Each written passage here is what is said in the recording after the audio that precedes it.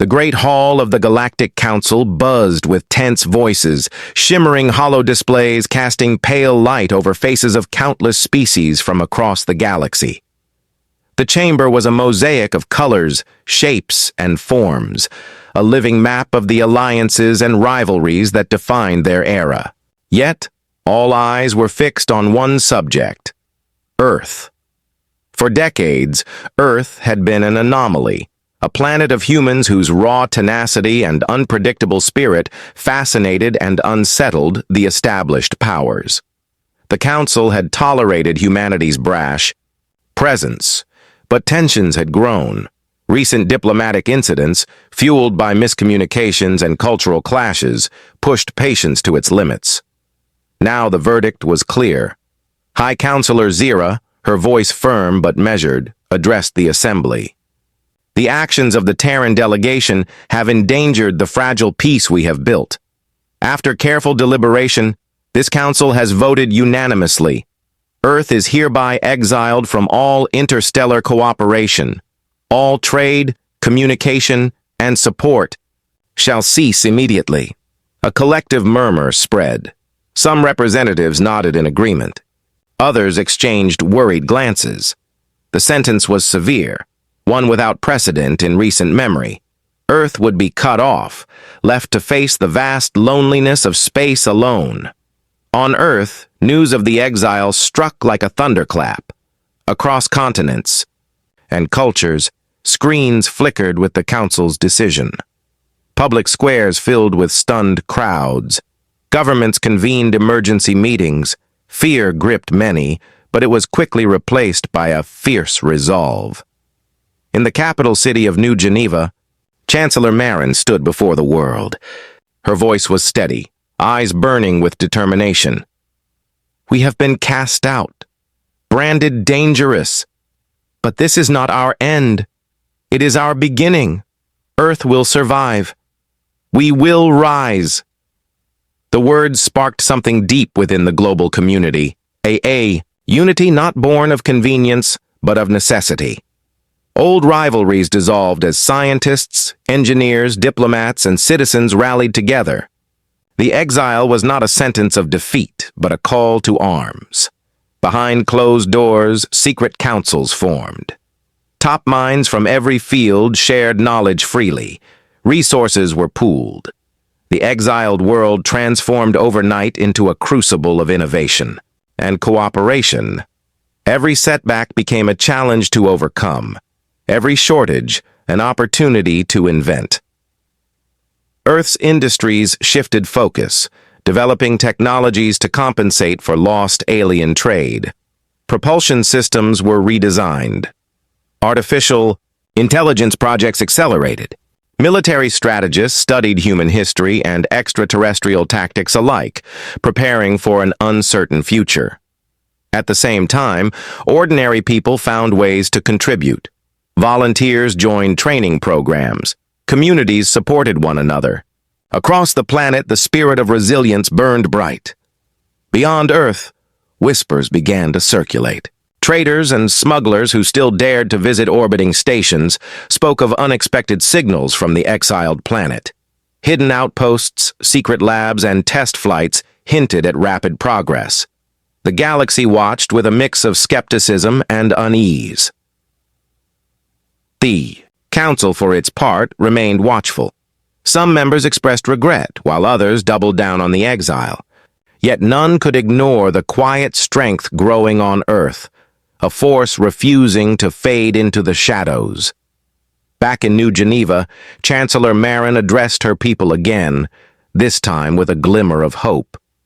They may have cast us out, but we have not fallen. Earth's story is far from over. We will build a future worthy of our name. We will rise. And so, under the weight of exile, humanity took its first breath toward a destiny no one had predicted. Earth's skies had never been clearer, nor its nights so full of stars unseen before.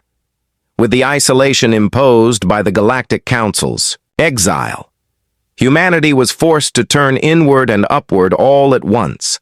The silence of the cosmos beyond their atmosphere was deafening, and yet Within that quiet space, a storm of creativity and determination began to brew. In the sprawling research complex of the New Geneva Science Consortium, brilliant minds gathered, no longer bound by old rivalries or political divides. The usual barriers of nation and ideology faded beneath a shared purpose: survival and resurgence. From the depths of Earth's oceans to the highest mountaintops, laboratories and workshops hummed with activity, their innovations a beacon of hope.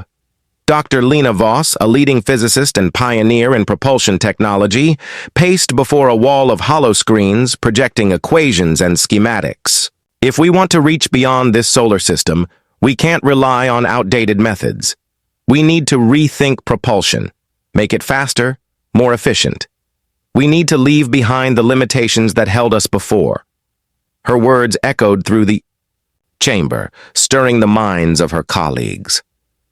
The Earth had once been a backwater in galactic affairs, a source of curiosity but not a power. Now it was becoming something else, an incubator for technologies that others believed impossible. Over the next months, breakthroughs came in rapid succession.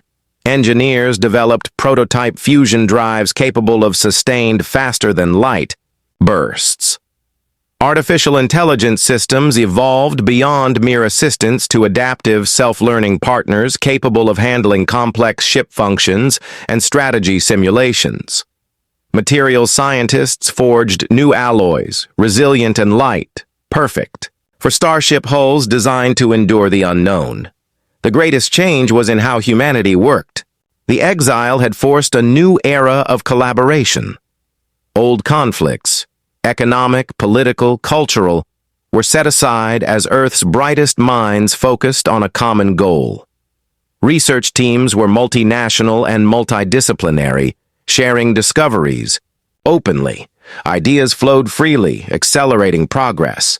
On the ground, people felt the shift too. Education programs expanded, emphasizing science, technology, and critical thinking. Young people volunteered eagerly for training in piloting, engineering, and tactical strategy. The narrative of a defeated and exiled Earth was replaced by one of hope and potential. Even in the face of resource scarcity, Earth adapted. Recycling and sustainability became priorities.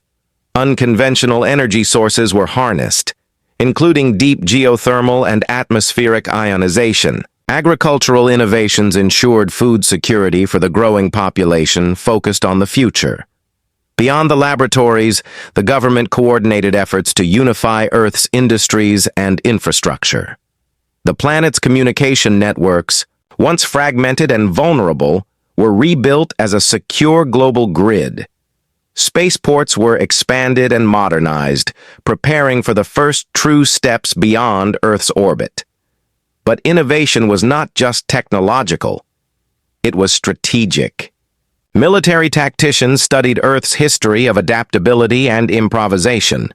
They combined lessons from ancient human conflicts with knowledge gathered from intercepted Council communications and recovered alien manuals. Their doctrine emphasized flexibility, unpredictability, and unity, strengths humanity had long demonstrated in survival.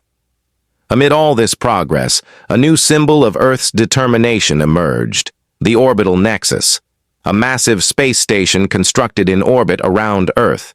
It was a hub for research, manufacturing, and defense. The nexus became a testament to what humanity could achieve when united, a shining fortress in the void, ready to protect its home and project power beyond. Whispers in the outer systems began to change. Traders who once dismissed Earth as insignificant now spoke in hushed tones about strange new transmissions, unusual test flights, and increasing ship traffic in Earth's vicinity. Intelligence networks within the Council grew uneasy, but the people of Earth focused not on the skepticism of others, but on the future they were building. In a private moment atop the Nexus, Dr. Voss gazed at the stars. "They think cutting us off will stop us," she murmured. "But they don't realize they've given us the space to grow. We're not just surviving. We're becoming something new." And with each passing day, Earth's spark of innovation blazed brighter, igniting the fires that would forge a fleet, an empire, and a destiny no one could ignore. The orbital nexus hummed with activity day and night. Docking bays opened and closed with precision, new ships rolled out of assembly lines, and training simulators operated around the clock. Earth's vision was clear now. Survival was no longer enough. To reclaim their place, they needed strength in the stars. Captain Ari Solis strode through the cavernous hangar, eyes sharp and unwavering. She paused before a sleek new starfighter, its hull gleaming with adaptive alloys and unfamiliar patterns of energy conduits. "This is more than a ship," she said to the pilot trainee beside her. "It's a symbol, a promise. We are no longer the exiles. We are the architects of our destiny." The fleet Earth was building was unlike anything the galaxy had seen before. It was not a mere copy of council vessels or ancient designs. Instead, it was a hybrid born of necessity and human ingenuity, a blend of salvaged alien technology, reverse-engineered systems, and homegrown innovation. The ships were smaller but faster, more agile and adaptable. Their weapons systems emphasized precision and efficiency over brute force, and defensive shields used new energy modulation techniques that puzzled council analysts. AI co-pilots enhanced human reflexes and decision-making, forming a seamless partnership between human and machine. But technology was only part of the story. The true strength of Earth's fleet was its crews, pilots, engineers, tacticians, trained to think creatively, to improvise, to fight smart. Their training regimes were rigorous and relentless, combining classical combat theory with simulations tailored to test every conceivable scenario. Among the pilots, the spirit of competition thrived, but so did camaraderie. New recruits from every corner of the planet bonded quickly, learning from veterans who had faced the Council's dismissal and lived to tell the tale. The fleet was not just a military force, it was a family forged in adversity. Outside Earth's atmosphere, scout ships slipped quietly into Council border systems. Their missions were covert, but crucial, gathering intelligence, mapping patrol routes, testing defenses. Each successful return brought valuable data, revealing the cracks and vulnerabilities of the Council's hold. These early encounters fed back into fleet strategy. Commanders like Ari Solis refined their tactics, emphasizing surprise, speed, and the unexpected. Instead of clashing head-on with larger council ships, Earth's forces specialized in hit-and-run raids, electronic warfare, and exploiting terrain, whether asteroid fields or nebulas, to outmaneuver enemies. The fleet's development was also a statement to the galaxy. For too long, Earth had been dismissed as chaotic and untrustworthy. Now, every launch, every patrol was a message. Humanity was ready to stand tall. Back on Earth, the people watched with a mixture of pride and hope. Families gathered around screens to witness training exercises and test flights. Schools introduced curricula about space strategy and ship systems. The fleet was becoming a source of identity and inspiration. Yet the leadership remained cautious. Earth was still outnumbered, and the Council's response could be swift and brutal. Commanders emphasized discipline and preparation, ensuring that every crew member understood the stakes. In a high-level briefing, Admiral Kale Draven addressed the assembled officers. "We build not just ships, but a future. Our fleet must be fast, flexible, and fierce. We fight not because we seek war, but because we refuse to be forgotten. Our exile will end not with surrender, but with a new dawn." As Earth's fleet expanded, whispers of its emergence reached Council ears. Intelligence reports described a rising power, unpredictable, resilient, and rapidly growing. Some dismissed it as a nuisance. Others felt unease ripple through their ranks. Captain Ari Solis prepared her squadron for the fleet's first official patrol beyond Earth's immediate system. As she climbed into her cockpit, the hum of the ship's systems a familiar comfort, she allowed herself a rare moment of reflection. We are more than exiles, she thought. We are the future. With engines roaring to life, Earth's fleet surged forward into the dark expanse, no longer hidden or forgotten. The galaxy was watching. The game had changed, and humanity was ready to play. The cold void of space stretched endlessly before Captain Ari Solis and her squadron as they cruised along the outer edges of the disputed Tau Ceti system. This was the frontier, the boundary between the Council's controlled space and the vast unknown. Earth's fleet had ventured here only cautiously, scouting, testing defenses, gathering intelligence, but this mission was different. Sensors flickered alarms as a sleek Council patrol cruiser emerged from a nearby nebula, its hull polished and armed to the teeth. The Council ships had long viewed Earth's fleet as little more than a nuisance, an irritant to be ignored or eliminated if necessary. But no one had expected the audacity of a direct encounter.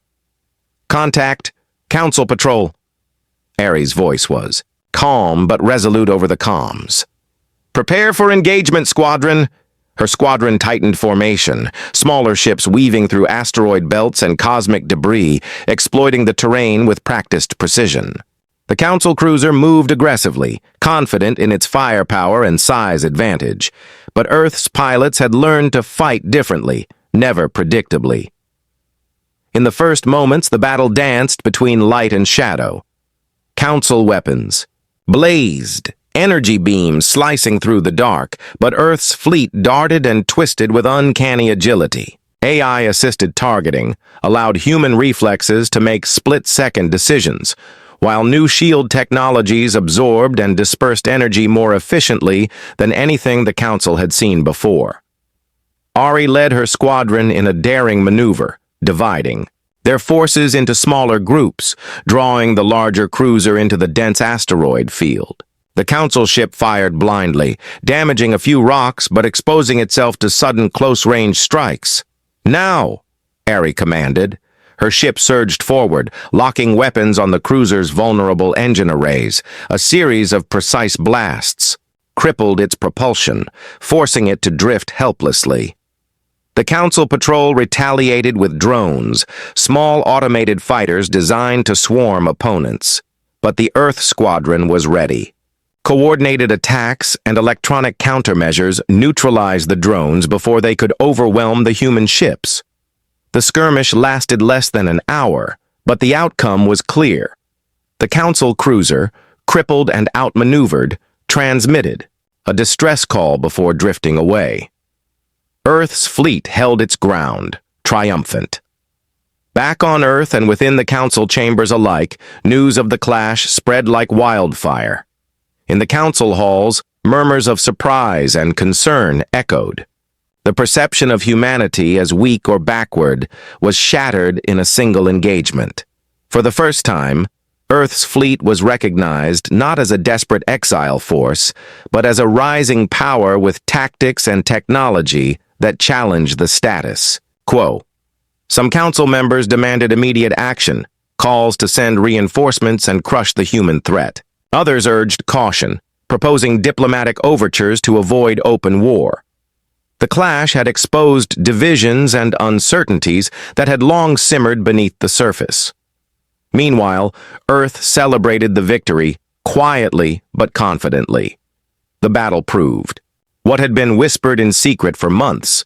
Humanity was not only surviving, it was thriving. The pilots who had taken part were hailed as heroes, symbols of Earth's resilience and ingenuity. Captain Ari Solis, however, remained focused.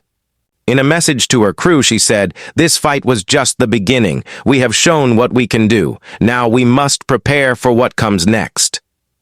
The clash also revealed a harsh truth. Earth's fleet was still outnumbered and outgunned on many fronts. The Council's resources were vast, and their reach extended across countless star systems. Yet, the victory had shifted the narrative. Other fringe species and independent colonies began to take notice, some reaching out to Earth secretly, seeking alliances or trade. The galaxy was no longer ignoring the exiled planet. The stakes had changed. From the shadows of exile, Earth's fleet had emerged into the spotlight of galactic politics and power, and with every new star system that listened, humanity's legend grew. The victory at the Tau Ceti frontier had sent shockwaves far beyond Earth's orbit. Within the marble halls of the Galactic Council, the echoes of debate and dissent grew louder with every passing day. What had once been a unanimous condemnation of Earth now fractured into uneasy factions. Councillor Veshra, a staunch advocate for human containment, paced before the chamber. Their victory was a dangerous escalation. They defy our laws, challenge our authority. We cannot allow this to go unchecked. Her voice, sharp and resolute, rallied many who feared the rising power of the exiled planet. Opposite her stood Councillor Tiran, whose reputation as a diplomat was well known. We must consider dialogue. Earth's rise is not merely military. It's a call for recognition. We risk war if we continue to isolate them. His measured tone found sympathy among moderates who feared open conflict. The council was at a crossroads. Fear and pride clashed with reason and hope. Meanwhile, Earth's leaders watched these debates with cautious eyes. They understood that the path forward would require more than military might. It would demand political savvy and diplomacy. On Earth, Chancellor Marin convened an emergency summit. Representatives from every continent, every culture, gathered in the fortified halls beneath New Geneva. The mood was tense but determined. Victory in battle does not guarantee peace, she began. We must prepare for political storms as fierce as any war. The Council's divisions offer an opportunity, if we act wisely. Her advisors outlined a dual approach. Strengthen Earth's defenses and fleet while opening discreet channels for dialogue with sympathetic council members and neutral factions. The goal was clear. Build alliances without betraying Earth's sovereignty. But the storm was not confined to official chambers. Propaganda campaigns erupted on both sides. Council-controlled, media painted humanity as reckless aggressors, stirring fear and suspicion across star systems. On Earth, voices called for vigilance, warning against complacency. Espionage intensified. Council agents sought to infiltrate Earth's growing network of colonies and allies. Earth's counterintelligence responded swiftly, uncovering plots to sabotage shipyards and disrupt supply lines. The game of shadows had begun. Amid the turmoil, Earth found unexpected allies among marginalized species and independent colonies. Many had suffered under Council neglect or exploitation and saw in humanity a chance for new partnerships based on mutual respect. Delegations traveled secretly between Earth and distant worlds, forging pacts of trade, defense, and cultural exchange. These fledgling alliances extended Earth's influence beyond its home system, creating a network that alarmed the Council's hardliners. Within Earth's political arena, debates flourished. Some urged a cautious approach, fearing overextension. Others pushed for bold moves, public declarations of sovereignty and expansion. Chancellor Marin walked a delicate line, balancing competing visions while keeping the focus on long-term goals. Amid the political storm, Earth's people remained resilient. News broadcasts highlighted scientific achievements, cultural milestones, and fleet exercises. Schools taught the history of exile alongside the promise of the future. A new generation grew up believing not in defeat, but in rise. In a private meeting, Chancellor Marin confided in Admiral Kale Draven. We stand on the edge of war or peace. The choices we make now will shape generations. Our strength is not just in our ships or weapons, but in our unity and vision. Admiral Draven nodded. The Council fears what they don't understand. Our resolve and adaptability. We must be ready for whatever comes. As the political storm raged, Earth prepared. Exile had forged a planet united by challenge, and now it was poised to become a player that the galaxy could no longer ignore. Though, stars had long been a silent promise to humanity, a vast expanse of opportunity, waiting just beyond Earth's troubled skies. Now, with the Council's grip weakening and alliances forming in the shadows, humanity set its sights on new horizons. The exile that was meant to end them had instead become the forge of a burgeoning empire. Colonization efforts accelerated, rapidly. Massive starships, designed and built with relentless efficiency, carried crews and settlers to distant worlds ripe for terraforming and development. Each new planet was more than just land. It was a testament to human resilience and ambition. On the verdant plains of Eos 4, one of the first settled worlds, communities thrived under the twin suns. Here, scientists tested advanced ecological engineering, crafting environments tailored to support human life and indigenous flora. Cities rose from raw terrain, blending technology and nature in harmony. Governor Lila Chen, Earth's appointed overseer of the Eos system, stood before her council. Our mission is clear. We build not just settlements but societies. We respect the worlds we claim, but we also defend them fiercely. This empire will be defined by strength and compassion alike. Back on Earth, the Empire Command Center buzzed with activity. Fleet operations coordinated with colony logistics, ensuring supply lines remain secure across light years. New shipyards sprang to life on orbital platforms, churning out vessels for exploration, defense, and commerce. The fleet had grown beyond mere military might. It was a protector of trade routes, a carrier of hope, and a beacon to those who sought a new beginning. Earth's empire was not imposed by force alone.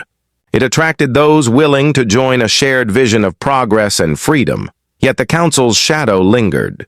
Despite internal debates and growing dissent, many Council factions refused to accept Earth's rise.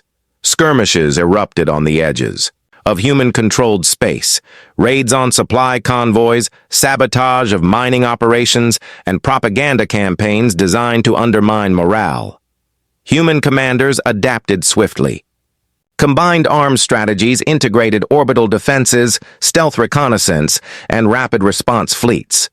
Colonies learned to stand as self-sufficient bastions, capable of weathering prolonged sieges if necessary. The Empire also embraced diplomacy. Delegations traveled between allied systems, negotiating trade agreements, mutual defense pacts, and cultural exchanges. Diversity became a strength, with species from across the fringe lending unique skills and perspectives to the growing human-led coalition. One such ally was the Kelinari, an insectoid species renowned for their engineering prowess and unyielding loyalty. Their starship builders worked alongside humans, sharing knowledge and technologies that accelerated fleet development. In return, Earth offered them protection and a place within the Empire's expanding sphere. But expansion was not without cost. The human spirit, tempered by centuries of conflict and exile, was tested by the responsibilities of governance and the weight of empire building. Leaders grappled with questions of justice, sovereignty, and identity. Chancellor Marin addressed the United Earth Assembly, her voice steady and resolute. "We are no longer simply survivors of exile. We are builders of a new order. Our empire will stand for those who value freedom, unity, and progress. But we must remember the lessons of our past. Compassion must guide our strength." As new worlds blossomed under Earth's banner, the galaxy began to shift.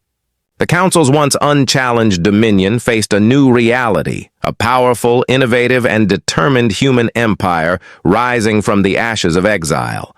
Captain Ari Solis, now a veteran of many campaigns, reflected on how far they had come.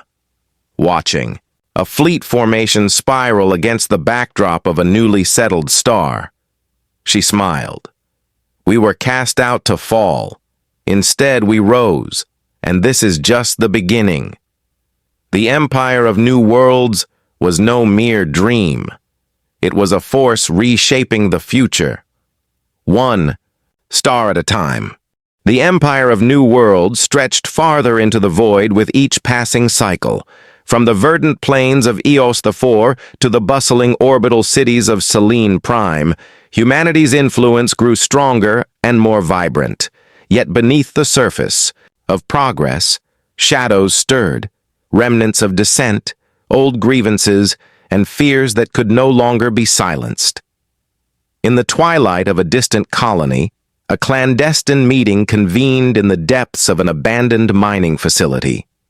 Faces obscured by dim light and hoods, the group whispered in hushed tones. They were citizens of the Empire, but their loyalty was fractured, resentful of Earth's dominance, wary of centralized control, and fearful that the ideals of freedom were slipping away beneath imperial ambitions. Earth claims to build unity, one whispered, voice tense. But what of our autonomy? Our traditions?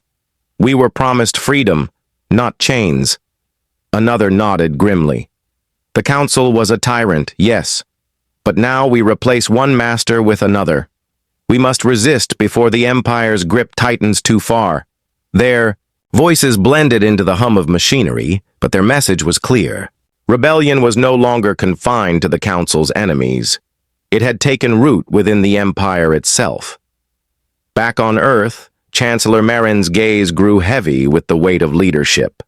The challenges of uniting diverse worlds under one banner were far more complex than mere conquest. Diplomatic envoys reported increasing unrest on several frontier colonies, while intelligence officers uncovered signs of underground movements. In a confidential council, Marin addressed her advisors. Our strength is tested not just by outside foes, but from within. We must listen to these voices, not to silence them, but to understand them. The future of the Empire depends on inclusion and respect. Admiral Kyle Draven nodded thoughtfully.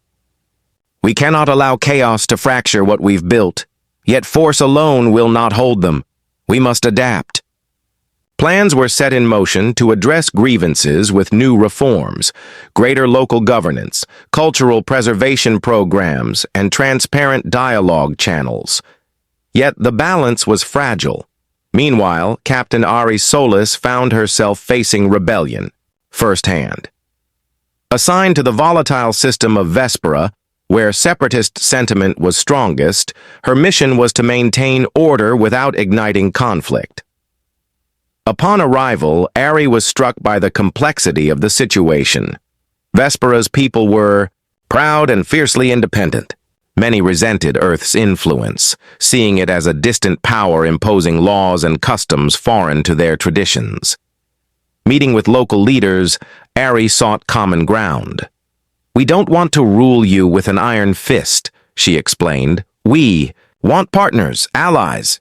Tell me what you need. Her openness earned cautious respect. Slowly, channels of communication opened. Plans for joint councils and shared governance began to take shape, but not all rebels were willing to negotiate. Shadowy cells continued acts of sabotage, targeting supply convoys and communication hubs. Violence erupted sporadically, threatening to spiral into wider conflict. The Empire's forces were stretched thin, forced to balance military vigilance with diplomatic outreach. It became clear that this internal struggle could define humanity's future as much as any external war. In a private moment aboard her flagship, Ari confided to Admiral Draven, "We fought to build this empire, but now we fight to keep it together. Sometimes I wonder if we're repeating the mistakes of the past." Draven's voice was firm but understanding. The past is never far, Ari. But what matters is how we learn from it. Empires that endure are those that grow with their people, not over them. As shadows of rebellion flickered across the Empire, Earth faced its greatest test. Could it evolve from a scattered exile into a united empire, one that embraced difference without sacrificing strength? Or would internal divisions unravel the fragile web of hope they had spun? The answers lay ahead, in choices yet to be made. 3.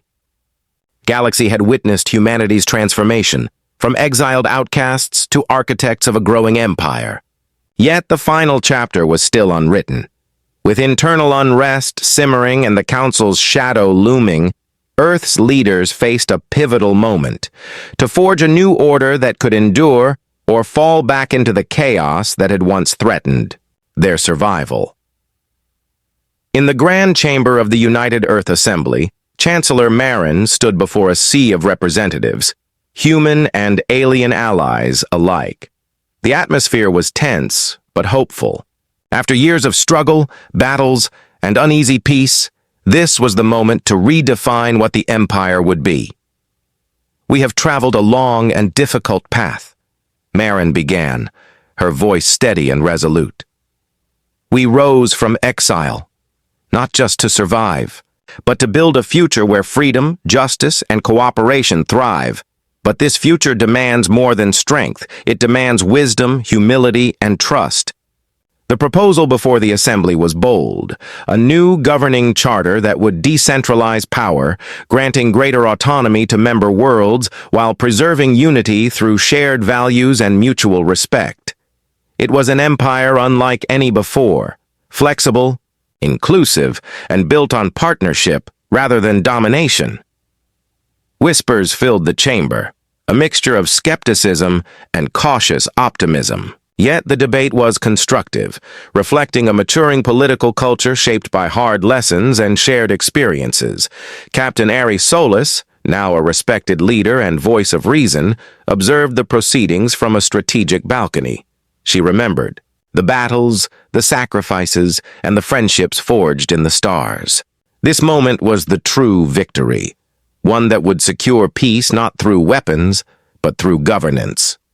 Across the Empire, the new charter sparked a wave of change. Frontier worlds welcomed the chance to manage their own affairs. Cultural traditions flourished alongside shared goals, and conflicts gave way to dialogue. Earth remained the heart, but no longer the sole ruler. Yet vigilance remained essential. The Council, though weakened, had not disappeared. In a final gesture of defiance, a fleet of Council warships gathered near the borders of human space, a silent challenge and warning. Admiral K.L. Draven, commanding Earth's fleet, prepared for what could be the Empire's defining moment. "We do not seek war," he declared to his crews, "but we stand ready to defend the future we have built." The standoff was tense but brief. Negotiations, bolstered by the new charter's emphasis on diplomacy, led to a fragile truce. The Council agreed to recognize Earth's sovereignty over its colonies in exchange for renewed dialogue and trade agreements. It was not a perfect peace, but it was progress. Years passed, and the Empire matured. Scientific breakthroughs, cultural exchanges, and cooperative ventures flourished. Earth's people had learned that power alone could not sustain an empire. It required trust, respect, and shared purpose. In a quiet moment on the observation deck of the flagship Rising Dawn, Ari watched the stars, a vast tapestry of light and possibility. Beside her, Chancellor Marin joined in silence. "We have come far," Ari said softly, "from exile to empire." Marin nodded. "And the journey continues. The dawn of this new order is just the beginning. As Earth's empire looked toward the future, it did so with eyes wide open, aware of its past, its challenges, and its hopes. The exile that was meant to break humanity had instead forged a legacy of resilience, unity, and endless possibility. The stars awaited,